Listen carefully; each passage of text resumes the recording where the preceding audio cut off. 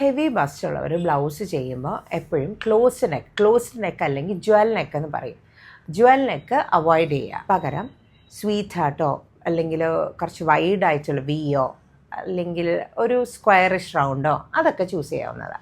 Avoid short sleeve, because അത് bus ലൈനിൽ short sleeve end ചെയ്യുന്നതുകൊണ്ട് തന്നെ അറ്റൻഷൻ അങ്ങോട്ട് പോകും. അതുകൊണ്ട് മാക്സിമം ഷോർട്ട് ലിസ്റ്റ് അവോയ്ഡ് ചെയ്യുക.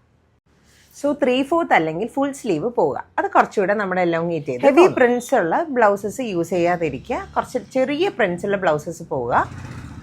ബ്ലൗസസിൻ്റെ സ്ലീവ് എൽബോ സ്ലീവ് ആണ് വയ്ക്കുന്നതെങ്കിൽ അതിൻ്റെ ബോർഡർ ഭയങ്കര തിക്കായിട്ടുള്ള ബോർഡേഴ്സ് യൂസ് ചെയ്യാതിരിക്കുക. കുഞ്ഞു ബോർഡേഴ്സ് പോവുക.